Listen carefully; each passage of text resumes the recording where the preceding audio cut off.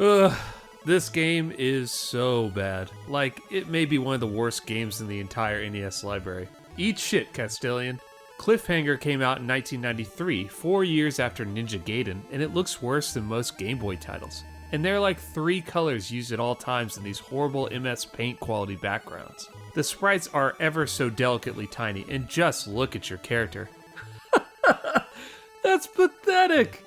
The programmers even took time to animate him rotating from left to right with a slight front-facing pause in the middle, like they really wanted you to drink in this tall glass of water. I mean, obviously that doesn't look anything like Stallone. I'm not asking for a miracle here, but this barely looks like a human.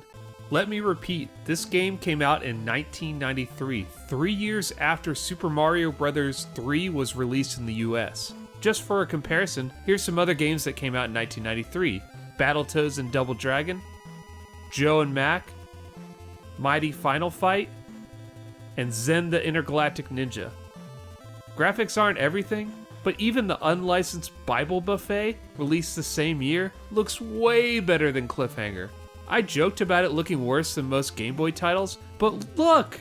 Here's the Game Boy version of Cliffhanger. Aside from added color, it's the exact same game. How were the developers able to do this and get away with it? That's so cruel! I know a lot of people didn't play these late-life NES titles, but you can't just colorize a handheld game and throw it on the graphically superior console and then act like nothing happened. Nintendo seal of quality my ass. Well, that really sets the tone for the rest of the review, huh? Let's quickly move on. The music, it sounds like it was designed to be played on a calculator, thrown into a paper shredder, and then translated back into the NES.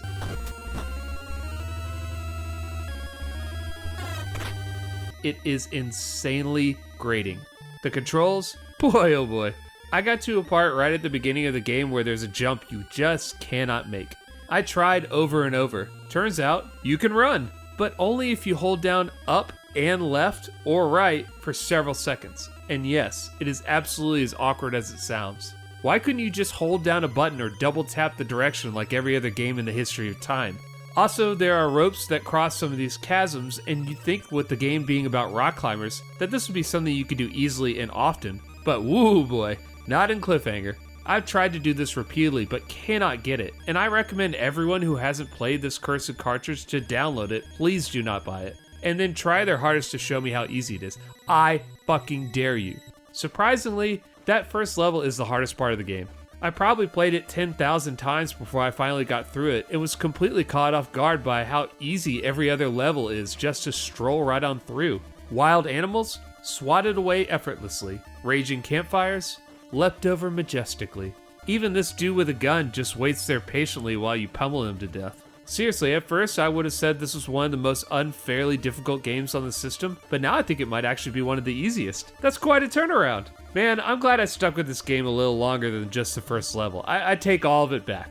Not because it gets better, each stage is equally terrible compared to the rest, but because of this boss fight right here. This dude chucks boulders at you, but if you get real close to him, you can just punch him repeatedly, no problem. But afterward, whoa, you ride his frozen corpse like a surfboard. Awesome! The first time this happened, I was so in awe, I rode that bad boy all the way to my spiky doom. But the second time, damn boy, I was heavy shredding all over these cliffs. I'm a big Stallone fan. Everything from Death Race 2000, to Cobra, to Demolition Man, to every Rocky movie, including Rocky Balboa and the Creed series. He's a legend of big, dumb action movies, but unlike the Schwarzeneggers, and to a lesser extent the Van Dammes, he's really good at adding a bit of heart and sympathy to his characters. Even in Cliffhanger, which is for sure not one of his best, he still lends some charm to an otherwise flimsy premise to make a movie about rock climbing. As a result, the only positive thing I'll say about Cliffhanger for the NES is that when you get the game over screen, there's a sweet Game Boy camera level quality picture of old Sly that greets you. Look hard into his sad, broken eyes, and know that he too feels your pain.